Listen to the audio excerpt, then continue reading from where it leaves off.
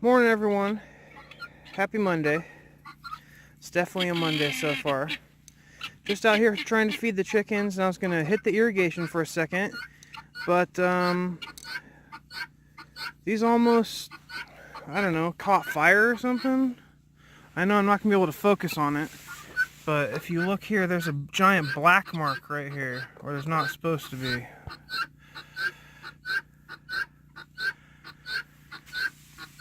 I just connected the terminal like normal, and the pump kicked on for a second, and then I was about to walk away, and I noticed a ton of black smoke coming up from right here. And as you can see, it totally blackened it. The plastic is now really hard and brittle. So I think I'm going to have to go get another inline switch, and I really hope that it didn't just fry this pump. Here's hoping.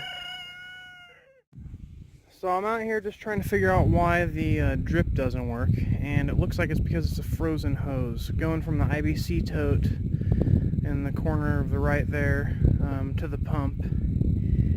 And so I think what happened is it sat there trying to pump, and just drew so much it just heated up that positive wire. I can't really tell if the pump will work or not yet, because I think I also drew down the battery. So what I'm going to do is just wait for it to thaw out a little bit. Now that I have the mulch on it, it shouldn't be too much of a problem if I water a little later in the day. And so I'm going to have to start watering in the evenings before I go to sleep, before the cold hits, because this is running the risk of, even with the mulch, losing it to evaporative loss, because it does heat up the soil quite a bit when the sun comes out. So that's what I got for now, just waiting on thawing hoses. Highly exciting. I figure while I'm waiting for the hose to thaw, I can just kind of come out here and work on another wall for the solar house we're building. So I got another of the 8-foot zero sections here, and there's gonna be two of them. It's the bottom and the top of the wall. And now that I have a wall assembled, it's gonna be so much easier to come in here and pre-drill these holes, which I think I'm still gonna do. So all I'm going to do is I'm going to come in here with the drill, and then I laid it on top of the layout, and now I can just go drill, drill, move over here. Oh, look, there's a stud. Drill, drill, move over, another stud, drill, drill, and just kind of go down the line like that. So that's what I'm going to do. Just start pre-drilling these to make assembly later easier.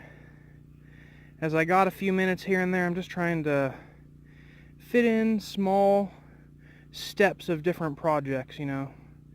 It helps. Alright, so I got both of the ends pre-drilled there. Took no time at all, especially with the layout beneath it. Now I'm going to go ahead and knock in the nails. Alright, I've got all the nails pre-nailed. I had one that I pre-drilled apparently. You see there's a knot right here. I thought I was clear. When I pre-drilled, the drill didn't go all the way through the board. And I got it in a couple swings, and then it bent like this.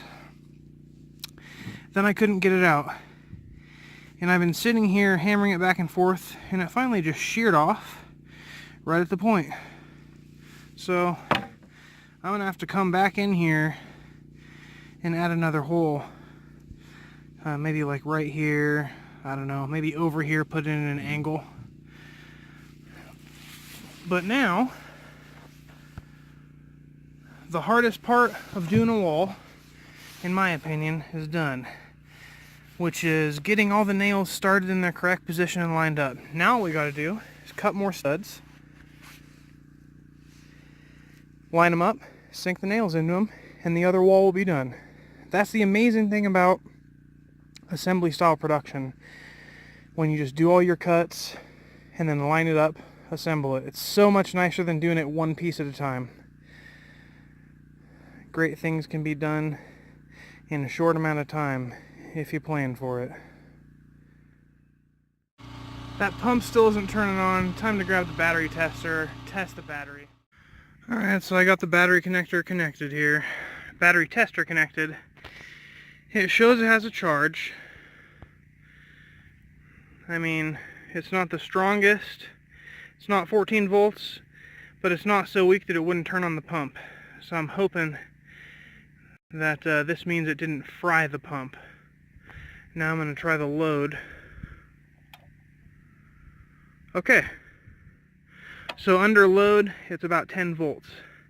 I don't know if that's enough to prime the pump, so I'm going to get this battery on the battery charger,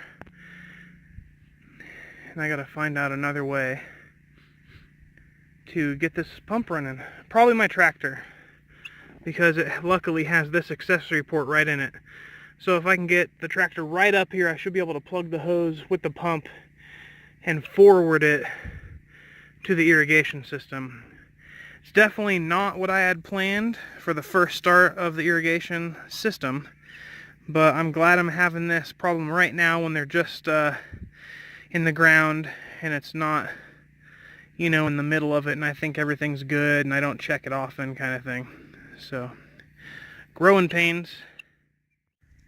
Bad news, I just realized that these are the clips for the solar panel that attaches to the battery, and I just fried this. So, gonna have to get Yield 110 battery charger, lug this thing all the way back to the cabin.